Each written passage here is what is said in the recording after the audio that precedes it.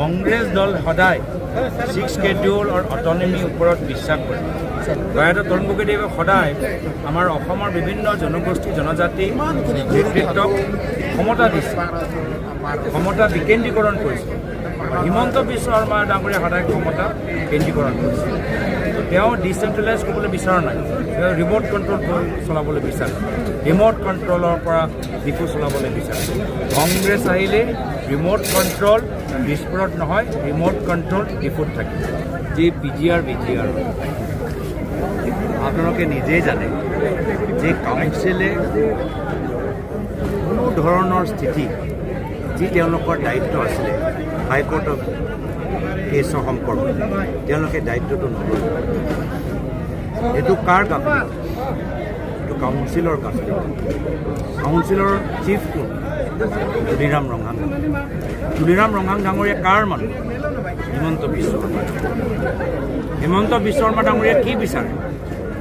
যে বিভিন্ন জনগোষ্ঠী জনজাতিৰ মাজত সংঘাত হৈ থাকক, কাৰ্য হৈ থাকক, আৰু তেওঁ এটা বাটন টিপিলে আদানীক হাজাৰ হাজাৰ বিঘা, পতঞ্জলীক হাজাৰ হাজাৰ বিঘা, আম্বানীক হাজাৰ হাজাৰ বিঘা, আৰু যি বাকী থাকিলে নিজৰ পৰিবাৰৰ নামত, আৰু তাৰ পৰাও কিছু বাকী থাকিলে তুলিৰাম ৰঙাং ডাঙৰীয়া পৰিবাৰৰ নামত। তো মাটিৰ সমস্যা যেতিয়ালৈকে হিমন্ত বিশ্ব শৰ্মা ডাঙৰীয়া মুখ্যমন্ত্ৰী হৈ থাকে, তুলিৰাম ৰঙাং ডাঙৰীয়া চিফ হৈ থাকে, মাটিৰ সমস্যা সমাধান নহয়। কিন্তু ইয়াৰ আগতে মই এটা কথা ক'বলৈ বিচাৰোঁ যে কাৰ্বি গো বেক শ্লোগানটো আমি অসম বিৰোধ কৰিবলৈ বিচাৰোঁ। কিছুমানে কাৰ্বি গো বেক শ্লোগান কোৱাটো একদম অনুচিত হৈছে, একদম অনুচিত।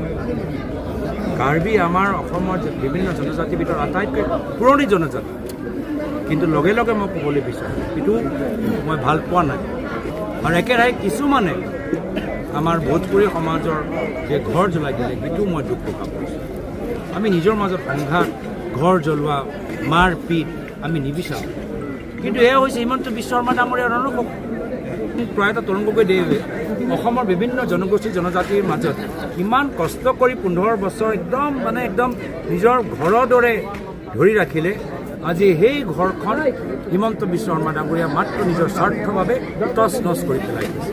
মিত্ৰতা আমাৰ যিকেইটা দলৰ লগত ইতিমধ্যে আলোচনা হৈ আছে, মিত্ৰতাটো হ'বই, কিন্তু মিত্ৰতাৰ ৰংটো কি হ'ব সেইখিনি কথা আনুষ্ঠানিকভাৱে আপোনালোকক আমি পিছত জনাম। যিটো কথাবোৰ এতিয়াও চলি আছে।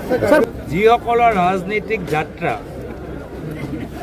চিণ্ডিকেট কৰি আৰম্ভ হ'ল, আজি তেওঁলোকে শাসনত বহি আছে, তো চিণ্ডিকেট কেনেকৈ কমিব? চিণ্ডিকেট বাঢ়িবই। যিসকল ৰাজনৈতিক যাত্ৰা কয়লা, ব্ৰইলাৰ, গৰু, পালি, পাথৰ চিণ্ডিকেট কৰি তেওঁলোকৰ যাত্ৰা আৰম্ভ হ'ল, এতিয়া তেওঁলোকে গাদীৰ ওপৰত বহি আছে, কোনোবা মন্ত্ৰী, কোনোবা মুখ্যমন্ত্ৰী, কোনোবা চিফ। তো সেইকাৰণে চিণ্ডিকেট বাঢ়ি গৈছে। এতিয়া যুৱকসকলৰ ওচৰত চাকৰি নাই, এতিয়া চিণ্ডিকেট সোমোৱাই বাহিৰে আমাৰ যুৱকৰ ওচৰত একো চাকৰি নাই। অসমৰ কাৰ্বি যুৱকৰ ওচৰত মাত্ৰ দুটা বিকল্প, যদি পইচা কমাব লাগে বাহিৰলৈ যাওক, নহ'লে কয়লা বালি মাফিয়া তাৰ ভিতৰত সোমাই যায়, তাৰ বাহিৰে একো বিকল্প নাই।